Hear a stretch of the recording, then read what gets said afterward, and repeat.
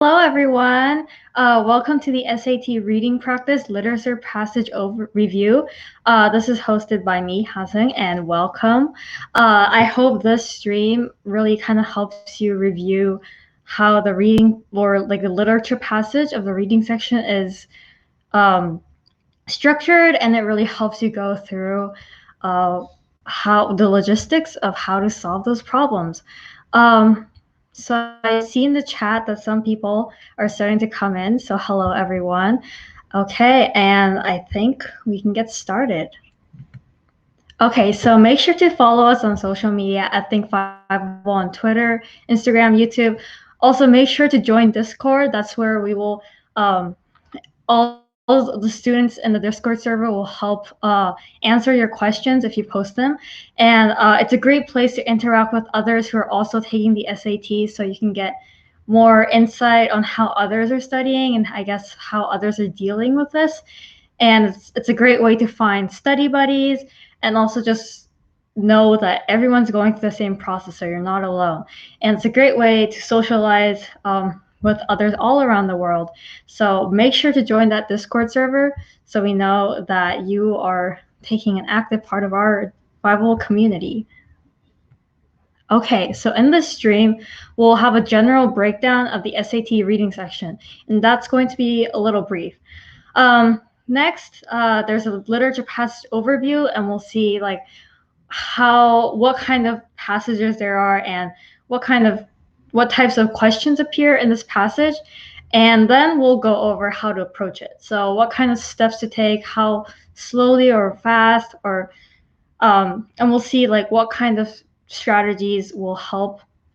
Then we'll go to tips and tricks on how to go through this literature passage, which again is part of the reading section, which is probably almost everyone's most challenging section. So you'll need some tips and tricks. And then we'll have a sample passage and some questions, and we'll be answering it through the chat section. And finally, we'll have a short Q&A session at the end of the stream. So stay tuned for everything, and we shall begin. Okay, so this is the general breakdown of the reading section on the SAT. So there are 52 questions, which are all multiple choice. So if you like multiple choice, this will help you a lot because in the end, you have 4 answer choices, and they will give you 4 answer choices. So you have a 25% chance of getting the question correct. There are 65 minutes, which means you have over an hour, which is great. That means you have a lot of time to actually, read, digest all the information, and then read the questions, reflect on it, and then answer them. But don't get too behind and too slow on this because you have 5 passages to read, which is why 65 minutes may feel short because it means that you only have about 13 minutes per passage. So there are 5 passages. There's a literature passage, historical documents passage, social science passage, and a scientific concepts passage. So these passages, there are 5 of those, as I said, and paired passages technically count as one. So depending on the SAT, either historical or science passages will be paired, and they will offer different points of view. But this is the literature passage review, so we won't be going over that. You have 10 to 11 questions following each passage, and you have about 13 minutes per passage. So each passage has about 500 to 750 words, which is about like a 2 to 3 or 3 to 4 essay, MLA format, double spaced. So it's not that much. It's pretty doable. So don't let the length intimidate you. And there's 1 literature passage, 1 historical documents passage, 1 social science passage, and 2 scientific concepts passage.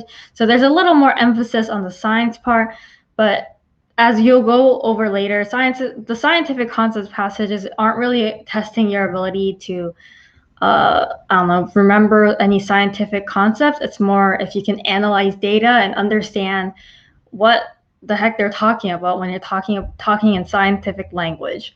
And again, there are paired passages, which it's only for historical science passages. Okay. And so this is the literature passage overview. And for the literature passage, there is an excerpt from fiction, which is either world or US literature. It's usually almost always the first passage of the reading section. So depending on your skills and weaknesses or strengths or whatever, you can either read this first or last. Usually when the reading section is the best section for you, usually people tend to read that last, but you could also read that first if you want. It really just depends on how well you can read the literature passage and how well your strengths lie, or where your strengths lie, and how well you can manage that. So before the SAT, just have a nice order of passages you're going to read, so you know right away what to expect when you're timing and everything. So the questions from this literature passage usually ask you to analyze characters, identify themes, describe characters, recall general summary from the passage, and find relationships between characters, which is basically what your English teacher probably babbled about for the last 5 years. So why is it hard? Well, because not a lot of people really like English, and not a lot of people pay attention in English class, which, I mean, totally makes sense.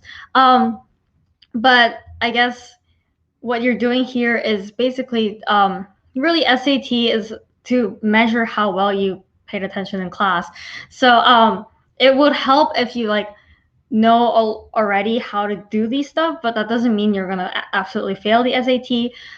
I've seen a bunch of people not pay attention in class and still do great on the SAT. So it just really depends on sometimes your reading skills and how you can interpret literature, especially for this literature section, which is fiction. So if you've been reading a lot of fiction these past few years on your own, you'll find this section really easy. Well, because obviously fiction, you're just it's not like the science passages where there's a straightforward fact. It's more like fiction, so there's a lot more characters that are acting within the story, and it's more I guess reachable in terms of literature or reading. So yeah, so you'll analyze characters and saying oh, is this character more a passive character? Is the character intimidating to others, or is the character a kind character, passionate character? What kind of character is this person, and why is this character, if it's a minor character, significant in the story? And if it's the major character, what change does this character go through? So those questions are some questions you should ask yourself to see, well, why do these characters interact, and why do their personalities really affect how each plot or whatever, it's not a long story, but I guess section of the passage, why these characters really do what they do. Next, identifying themes. Obviously you're not reading the whole book, so it's not going to be a super great theme, but kind of knowing the gist of it, oh, this must mean that I guess you should love your parents more. It's kind of that thing when there's, I guess, a conflict between parents and children are shown, you could, I guess, figure out oh, maybe, yeah, parent and children relationship should be better off, or anything like that. And describing characters, it's kind of like analyzing characters, except you need to know oh, this character is tall, has brown hair, likes to walk a little weirdly, talks in a very in a dialect that we haven't seen often, or stuff like that. And then recalling the general summary, just know general what comes up first chronologically, stuff like that, so you can keep track of what happens in the story. Then you find the relationship between characters, and again, this is what moves the plot of the passage. So really understand why does this character have a relationship with the other character? Well, why do they have a distant relationship, or why do they have a more intimate relationship? You should figure out why these characters interact the way they do. And some key words here: main purpose, theme, describe according to the passage. And like a question could be like, what is the main purpose of having this character run up the hill? Like, is there a significance in that? Theme, well, obviously, what is the theme of this passage, or how does the author describe this character? And according to the passage, how does this character really do what they do? Like, according to the passage, why does this character really have the motive to do something that they shouldn't do? So those are some questions that will be, those are some keywords that will be found in these kind of questions. Okay, so now we'll look at the types of questions. So we first have rhetorical questions. And rhetoric questions refer to like the language the author uses to persuade the reader or audience. So in the SAT, this usually asks you to find the purpose, point of view, word choice, text structure, and arguments. So purpose, obviously, why did the author write this passage? Well, what does the author want the reader to think? Try to figure out the purpose and what is this function of this character or this prop or this symbol? Like, why is it there? Try asking yourself that question and figuring that out. And then like point of view, if a certain character has a very significant point of view on something or strong opinion on a particular issue, you should always consider that, because that might become a really important thing. Word choice, well, obviously, why did the author use this word that has a negative connotation when they could have used another word that has the same denotation but has a more positive connotation? So those are some things you should consider, especially because when authors write, they don't just, some writers might, but usually they don't like coincidentally use a word. Each word has a purpose. So kind of looking at the words and paying attention to those is a good idea. Text structure, well, you should see overall text structure. What is it? Like a cause and effect, or a compare and contrast, like this character's reaction to this or this character's reaction? Or is it like a sequence where it's just a sequence of events that affected a character's life? Look at that. Or is it more a relationship where each part of the passage relates to the overall theme of the text? So look at that, because those each have a role and function, especially for the when particular part of the passage has like a overall tie to the text and theme. Lastly, analyzing the arguments. Just know, usually these types of questions aren't really for the literature passage, but therefore, I guess, analyzing claims, countering claims, but these are more for scientific concepts passages. Okay, so that was rhetoric questions. Now we can go on to connection questions. And connection questions will typically have you infer something. So infer like the connection between two events, characters, or ideas. So why is this event, like going to the park, related to this event, which is going to the movies? Do they have any connection together? So there are three types of connections: cause and effect, compare and contrast, and sequential. So see, the going to the park cause going to the movies, or was it more like comparing the experience going to the park and the experience going to the movies? Or is it just I went to the park and then I went to the movies? So make sure you kind of figure that out, and these connection questions will ask you that. Also know that there are other connection questions that ask you about how things are related. So you need to identify how things are related, which may be a little harder than just simply stating that these two are related, but you'll be fine. It is not that hard. Then we have vocab and context questions, which is basically, well, what does this vocab word specifically mean in the passage? And even though it might be like a really common word like make, but it'll have a different meaning in this passage. And that means that the answer choices, you need to make sure that that answer choice really fits in well with the overall meaning of the passage. So, because each word plays a different role when set in a different sentence, which is why you should always pay attention to what word the author used, just to make sure that you fully understand what the author thinks. Okay, and then we have synthesis questions. And these questions are really just for paired passages, so this isn't really relevant to the literature passage, but it's basically when you have one passage and another passage and you just combine information together. This is the same for infographics, but they're not really relevant for the literature passage, so those are for later days. And then we have global questions, which asks you to identify the themes, which you probably did a gazillion times in your English class, but you're gonna do it again. So it's not like a specific detail, but more like the whole theme in general, which is why it's called global questions. And it will ask you for like summary details that support this overall theme. So a theme is basically like a simplified version of the story. So when you're looking for the theme, just know, like, in like a one sentence, how would I summarize the story?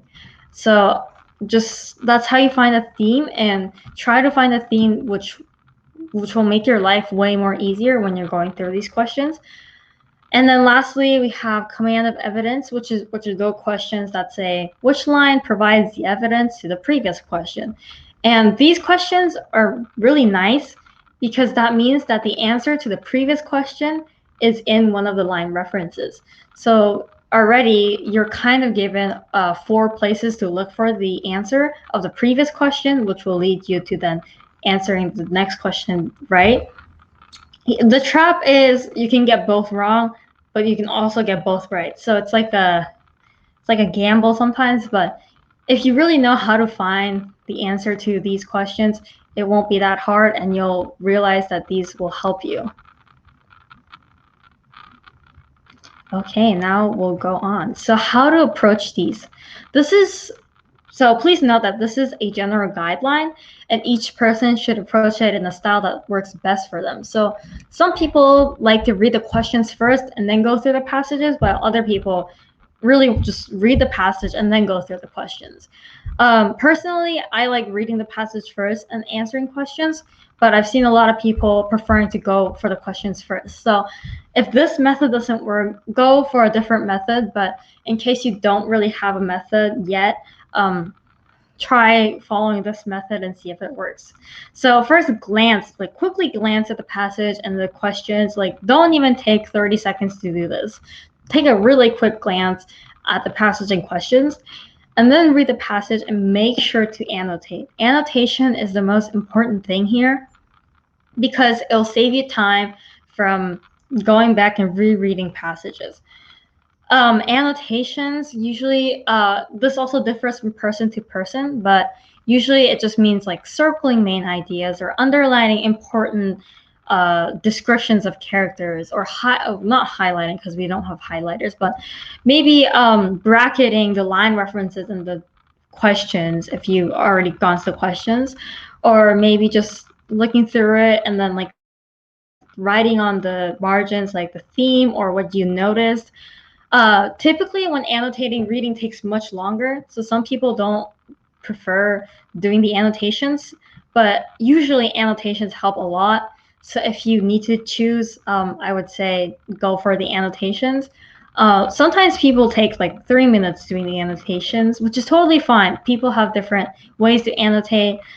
Don't spend too much time annotating because obviously you only have about 13 minutes to answer each passage. So it's really important that you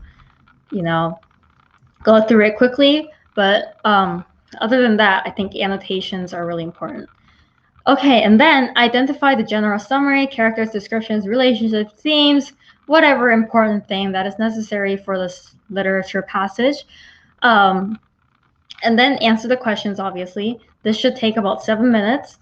And just if you need to reread something, just reread it.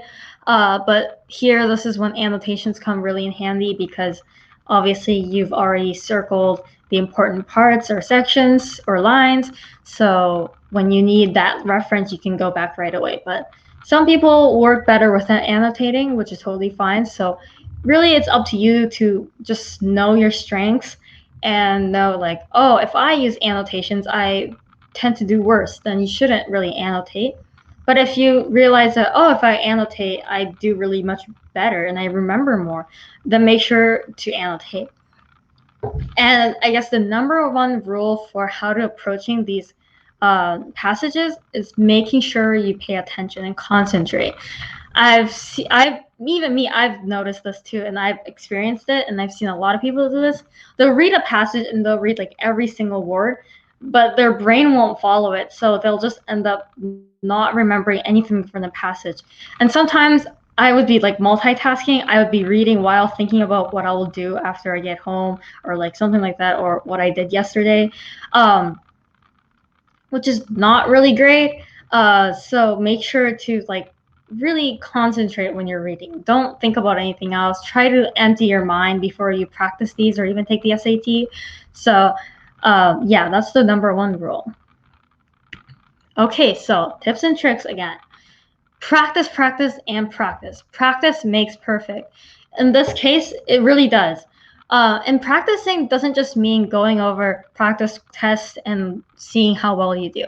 They also include just reading in general, because reading in general really helps you helps your reading ability and really understanding the whole like stories or whatever.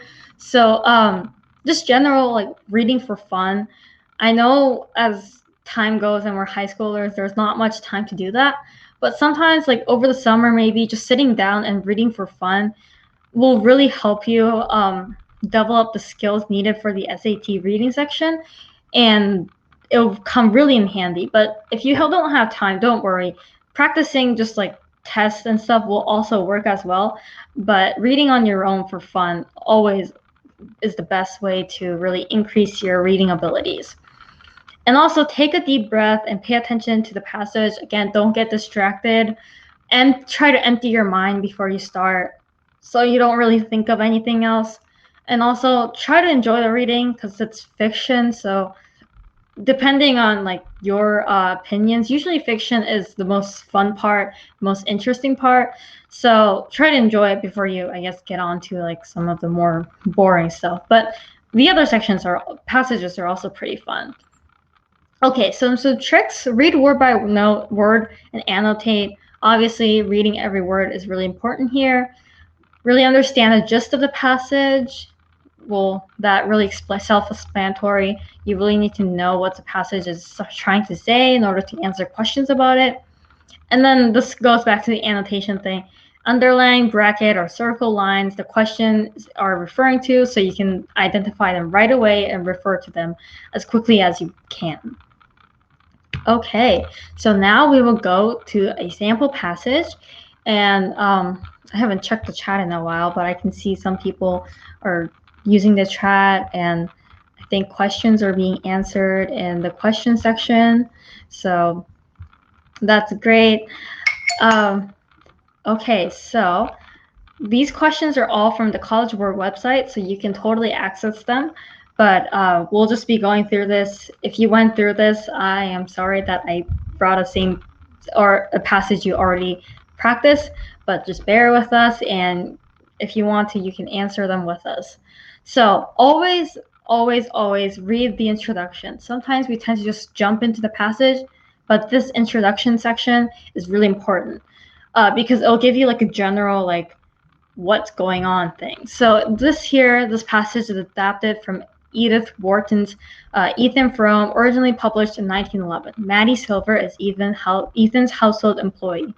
And so if you look at this, without reading this introduction, you might be really confused on who Maddie Silver is and what she is doing in Ethan's house. If you read this, you'll obviously understand what their like relationship is initially and how that changes. So it's really important you read the introduction and really understand what the passage is going to be about, and also some background information so you don't get confused on anything. Okay, so this is the first passage, and I have put some of my annotations here just in case you would like them, and I underlined some important sections. So we'll take about how about 2 minutes reading this slide, because we have other slides too, and then we'll look at the problems. So I'll set the timer to 2 minutes. Okay, ready, set, go. And you have 2 minutes to read this passage.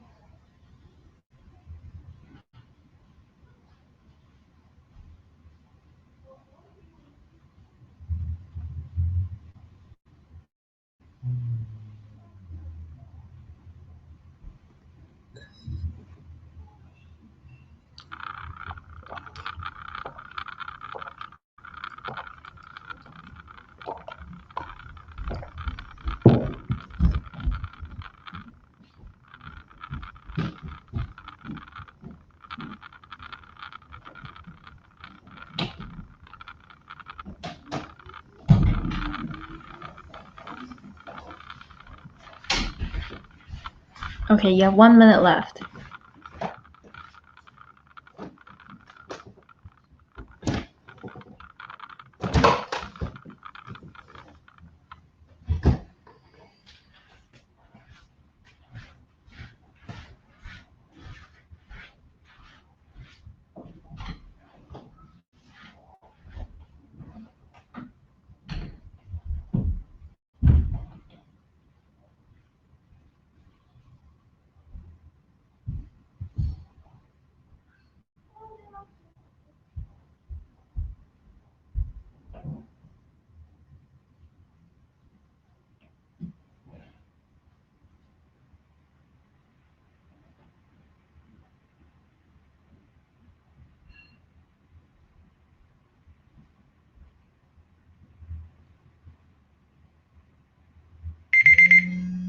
Okay, so I hope you read the first slide, and I think that was a little too much time, so I'll cut it down to 1.5 minutes instead for the next slide. Okay, now you should read this slide, and I'll set the timer to 1.5 minutes.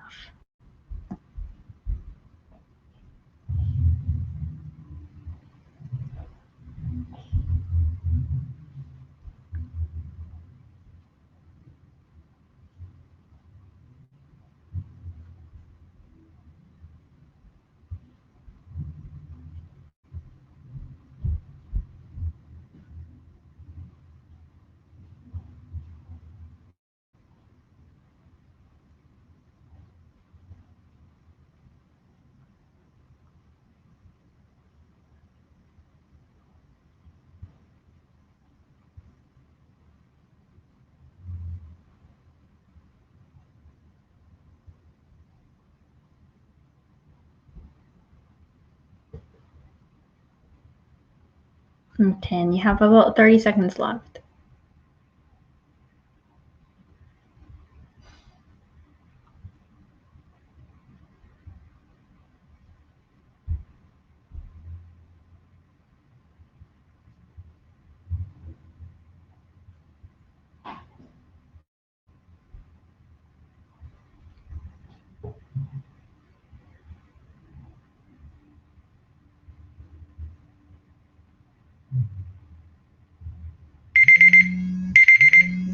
Okay, so I hope you had enough time to read this slide. And then I think this is the last slide. So this is short, so I'll only make it a minute.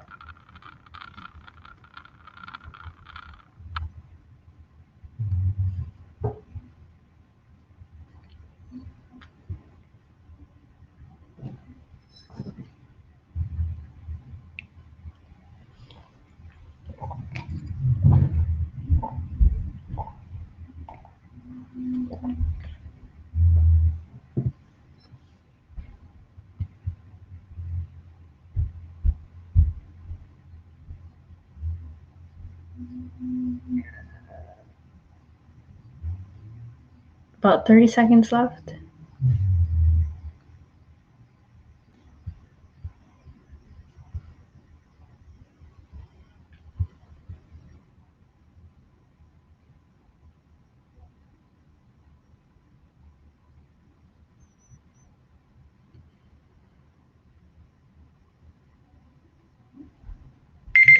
Okay, so time's up. So I hope you had enough time to read the whole passage, and we will start getting ahead with some questions. Oh, sorry, there's one more slide. Sorry about that. Okay, I guess I'll give you another minute for this.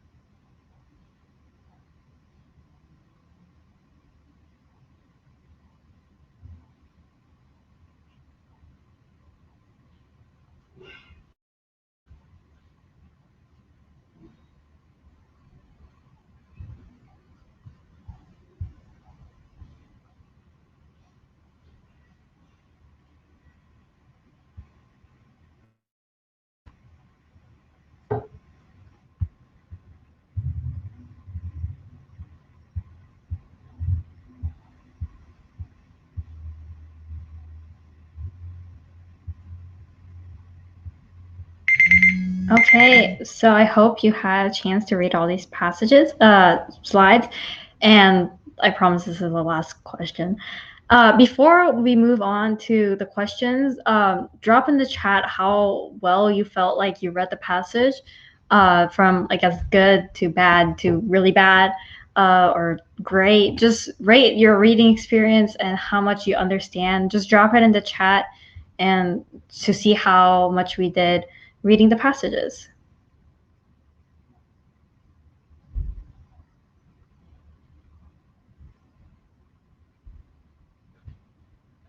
Okay, so I'm starting to see some goods, okays, great.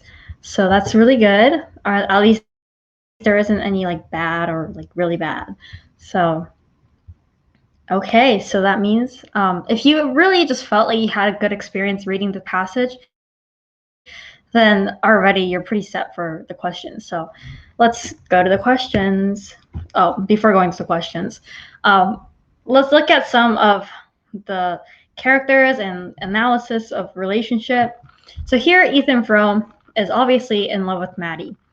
He's the employer, and he feels joy in the tiniest things that Maddie does. And he just is really in love.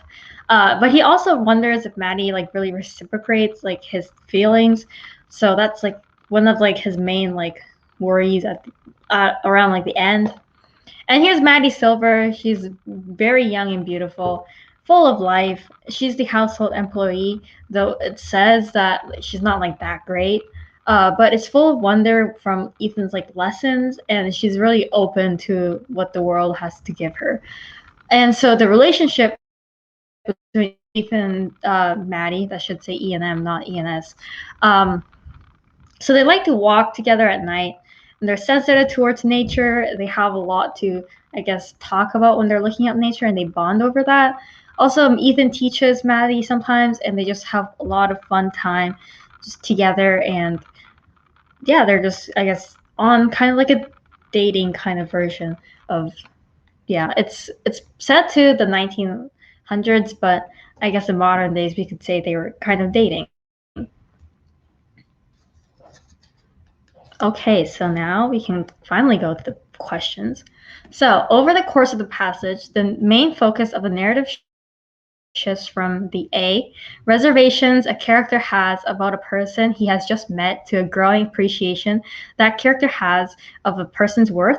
B, ambivalence a character feels about his sensitive nature, to the character's recognition of the advantages of having profound emotions. C, intensity of feeling a character has for another person, to the character's concern that that intensity is not reciprocated. And finally, D, value a character attaches to the wonders. And drop in the chat what you think the answer is.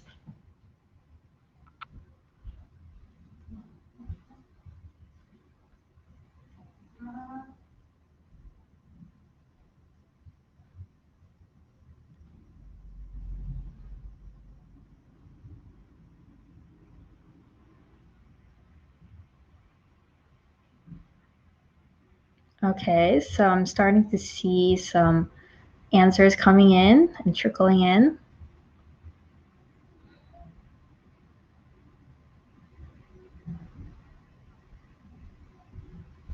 We'll wait a little more for the final answers.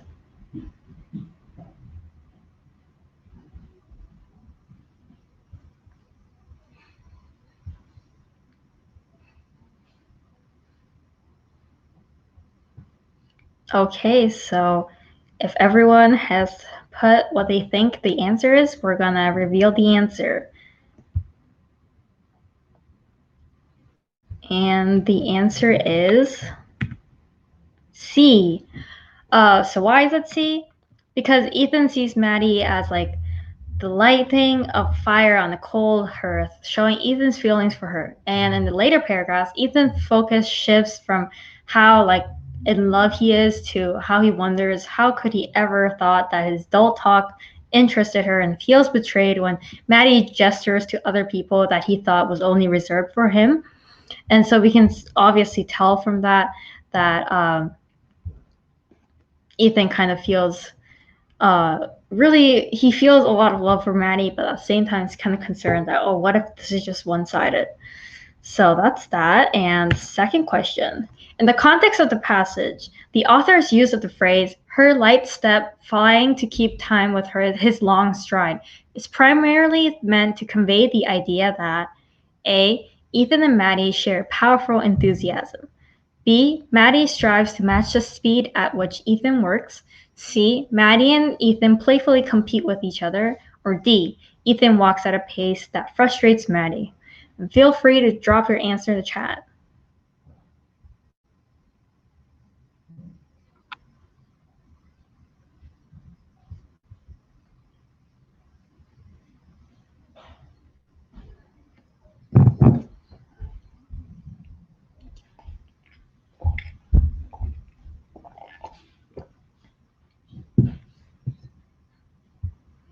Okay, so I'm starting to see some answers trickle in.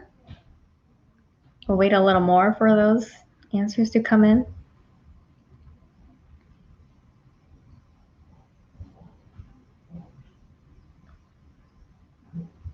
Okay, and the correct answer is A.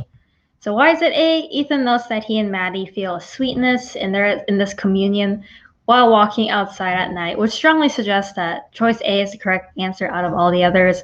The SAT, by the way, usually has one or two answers that never make sense, which is why they're pretty easy to eliminate, and there's only about like one or two left that really are hard to pick. But in this case, D obviously was never mentioned, so you can cross that out.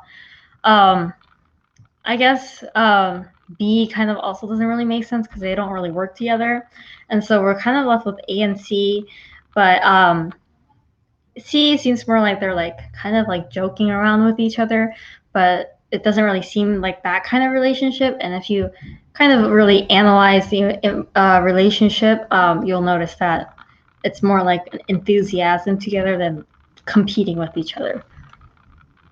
So next question.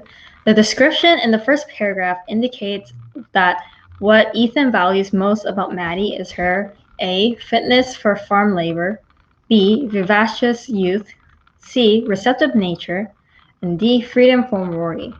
And we'll try to answer that. So drop your answer in the chat.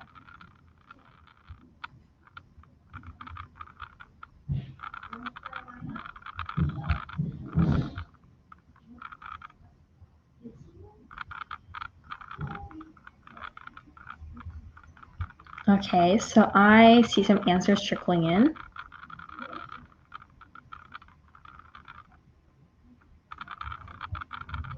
Okay, and I'm going to say this is actually kind of a trick question because you probably don't know, but I know that the next question is a command of evidence question, so it'll give you line references. So we'll actually go over that and then revisit the question to see if what you thought was actually the right answer. So I'm seeing a lot of B's, I think. Okay, so we'll see if that answer is actually the right answer, and it might or might not. So the next question is actually a command of evidence question, as I said, but you probably didn't know that because, well, I was the only one who knew. But if you see like a command of evidence in the next question, before you answer the previous question, make sure to visit all the line references so you kind of understand what it's talking about. So I didn't really have like line references, so I brought the quotes here, but we can also look at the passage or where the line references all came from. They all come from the same slide, so they're all pretty close together. So now let's look at the question again. The description in the first paragraph indicates that what Ethan values most about Maddie is her.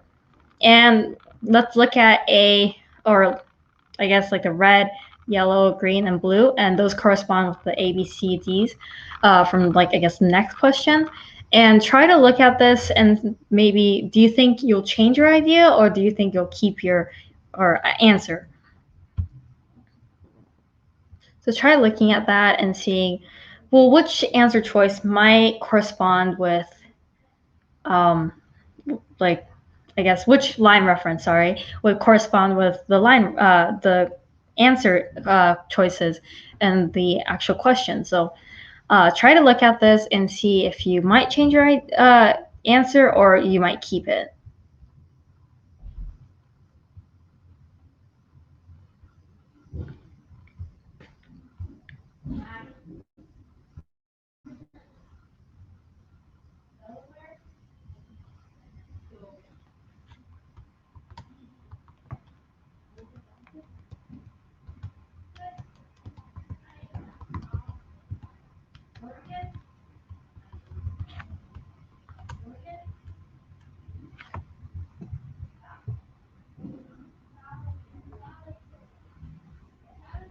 Okay, so I'm starting to see a lot of people change their answers, and so let's take a look at if it's actually true.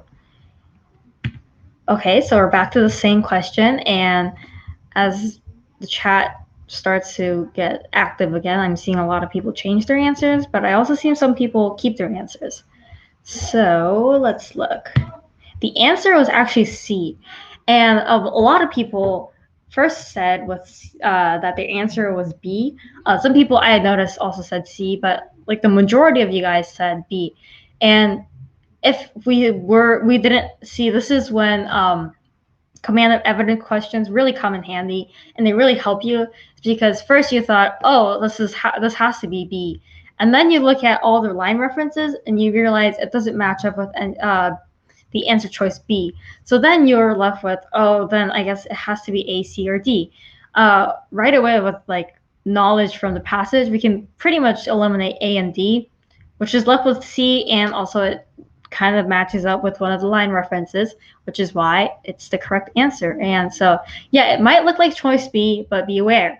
Ethan explains that though he treasures Maddie's youth, what really is the best trait is the fact that she had an eye to see it or an ear to hear. He could show her things and tell her things and taste the bliss of feeling that all he imparted left long reverberation and echoes he could wake at will. So, yeah, obviously this kind of shows that B is not the correct answer.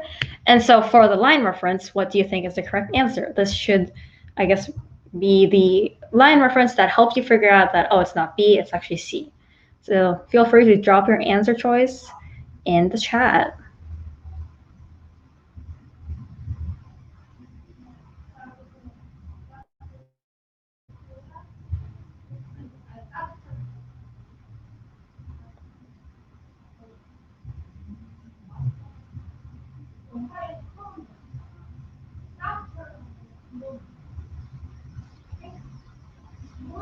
Okay, so I'm seeing a lot of people saying that it's D.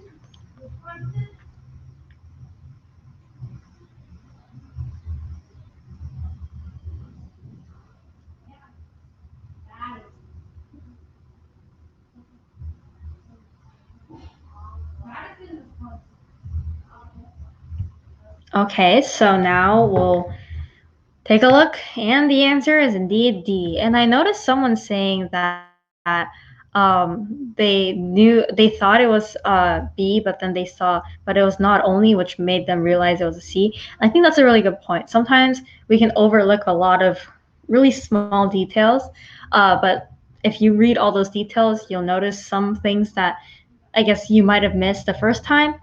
And that's what the SAT is kind of looking for. College Board basically wants to kind of trick you into thinking like the overall thing. Sometimes you just need to go into those details and not fall into the trap that College Board has set, because this was a really a trap question. So really use College Board. College Board gave you 11 questions for this passage. So you know what? If they're going to try to trick you, then like at least use what they gave you. So use all the questions and use the test to answer the test. That's a really great way to figure out you're going to answer questions. And yeah, use the question to answer the question.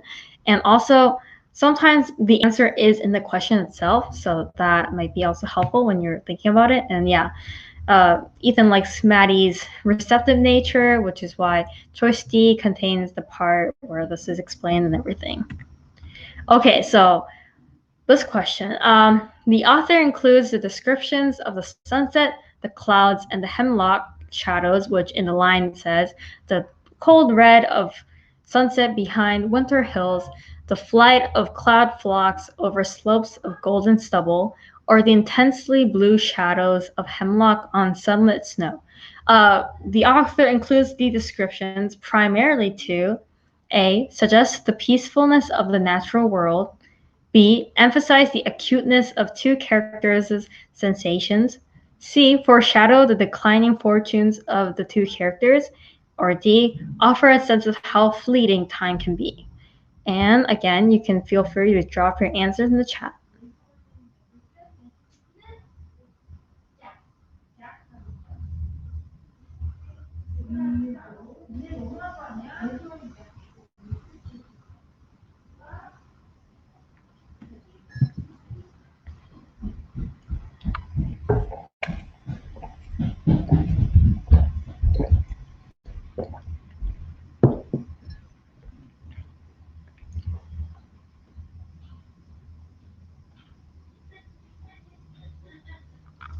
Okay, so I see a lot of answers starting to trickle in.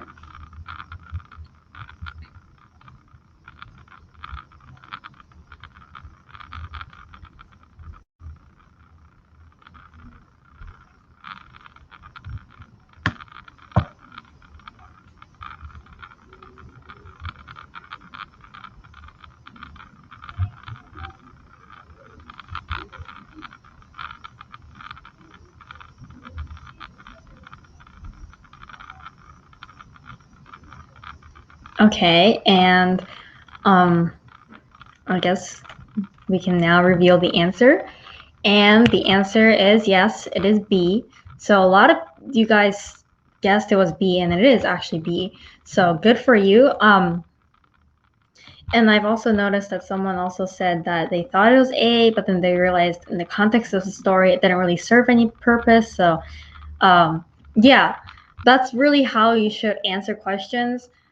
Try to look at the question and see, well, yeah, peacefulness of the natural world. That can totally make sense. If this was just out of context, like if someone just gave you like a description of the sunset over there and asked like, what is the purpose of this? I could totally say, oh, it's suggesting the peacefulness of the natural world.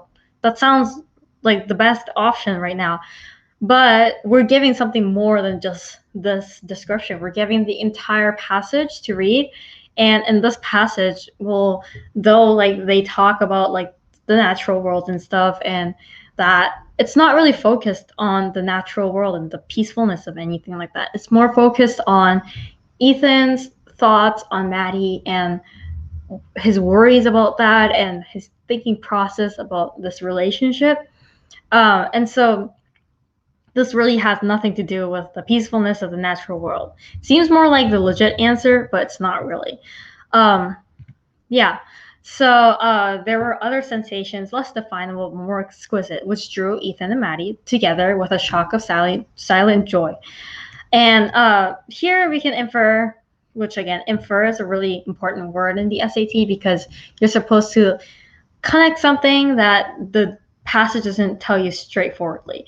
It doesn't tell you that, oh, Ethan and Maddie share a common interest in nature together or common sense for nature together. It doesn't actually state that.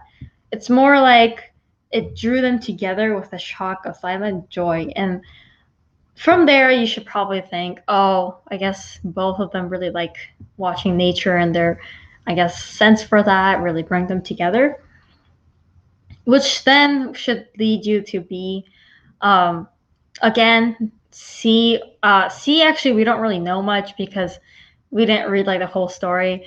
By the way, if you've read the whole novel, you'll know that like this excerpt actually is kind of like, the story is kind of weird.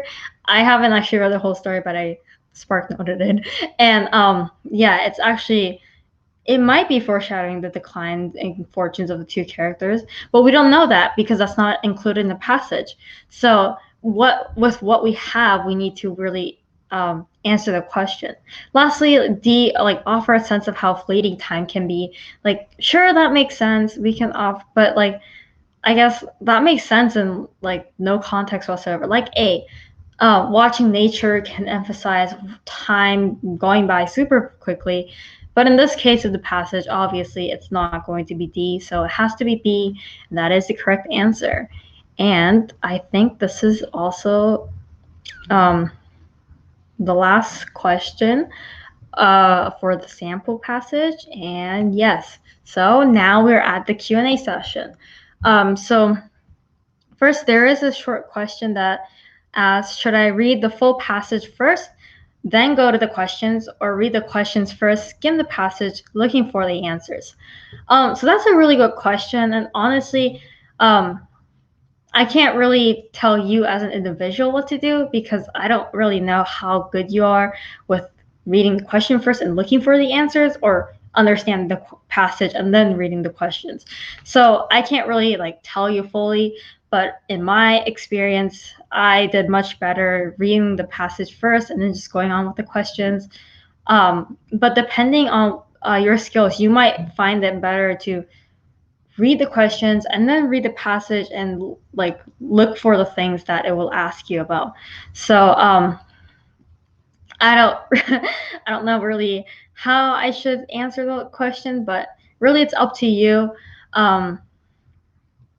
I would suggest at least skimming like through the questions to see how many questions you have, what types of questions you have. Not necessarily like reading all the answer choices, but maybe just like the general keyword in the question and like identifying which keyword is in there and like what type of question it is, so you know like what you should kind of look for. Either way, you should totally skim through the questions, but reading questions or passage first, that's totally up to you. Try both ways to see which you score better, and then I guess from there you can kind of decide how to answer the SAT or score better on the SAT. Okay, so yeah, drop your questions in the chat or the Q&A section on the 511 website. So I'll go with the chat first. So how much time is good per passage reading and answering? So since you have 65 minutes, depending on the test, you usually have 5 passages. So I would recommend about 13 minutes, give or take. Sometimes you'll maybe finish a passage, which you're strong at, maybe in 10 minutes. So you'll probably have like 3 more minutes to give somewhere else. If you want some time reviewing at the end, I would say 12 minutes max. So you have some time left over to go over all the questions and see if you made any mistakes, because sometimes the SAT needs some digesting. So having some time to reflect the passage and then the question and then answering might help sometimes for people who kind of need more time to digest that. So yes, and then what should I do if I don't know the meaning of the word in one of the answer choices? That is a hard question. Yeah, so if you really just don't know the answer choice, like for example, in the previous question, it said like receptive nature of Maddie. Like when I first saw that, I was like, I have no idea what receptive means. And then I like kind of remembered what it meant, so I could figure it out.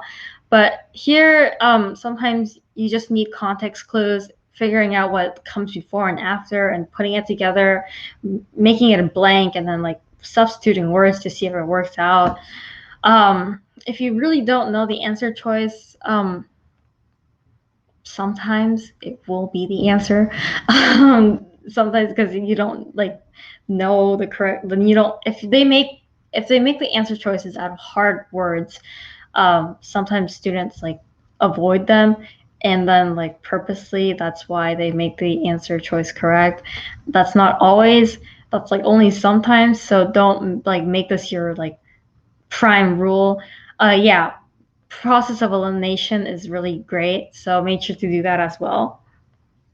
Okay, so is there a certain order you recommend we work through the question types in your opinion? Honestly, question types, I would go with either theme first or theme last. If you like going through theme first, go with theme first. If you like going through everything else and then figuring out the theme, go with theme last. Questions like global questions, obviously, if you need more time to kind of like use the test, you should do that last, and just keep it until you have time to return to it and then do it. Okay, so what happens if you're stuck between two answers because they sound similar?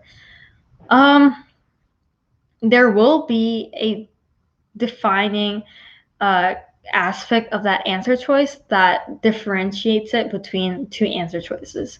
So if you're stuck with, like, I guess, A and C, there will be then a part of answer choice A that isn't the correct answer.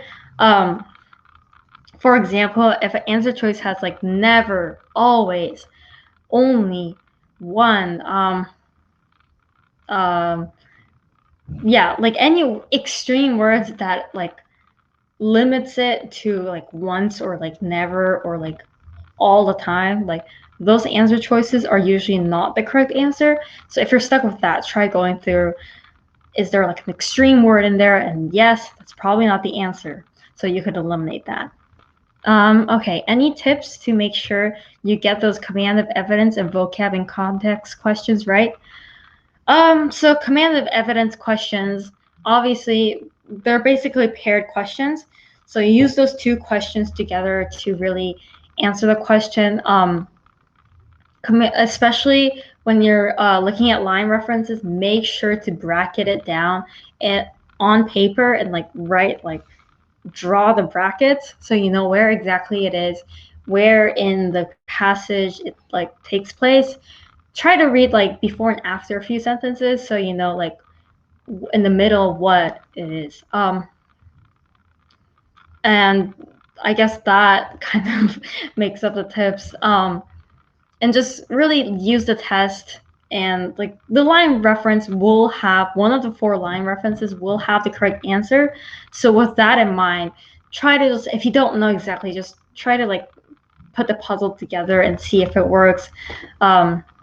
Guess and check always works too, so you can do that. Vocab and context, I would first scratch out the word that it asks you to define, and then I would replace it with a word that I think is true.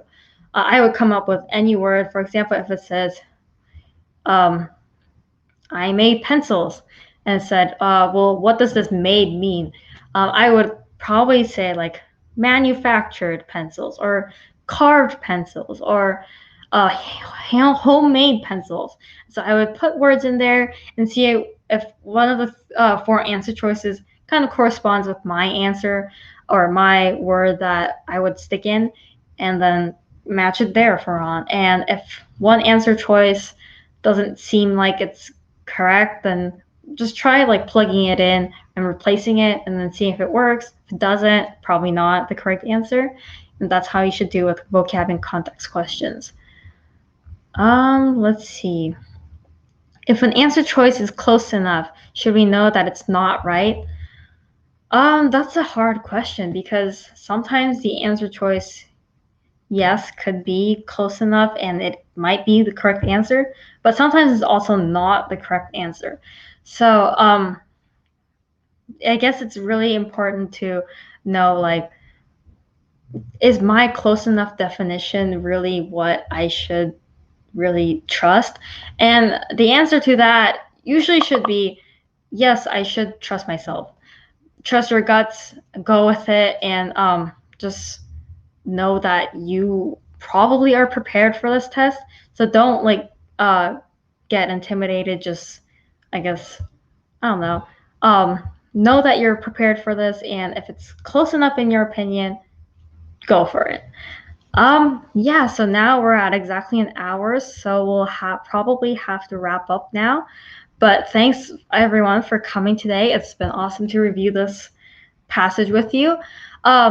Make sure to join our Discord server and really get some help with fellow students, get some information on how and what to do, and just go to Discord and really find study buddies, find resources, and really understand the SAT is coming up. Good luck on your SAT on the 28th or in the future, and I hope you do great, and I know you will do great. So thank you and good luck. Bye-bye.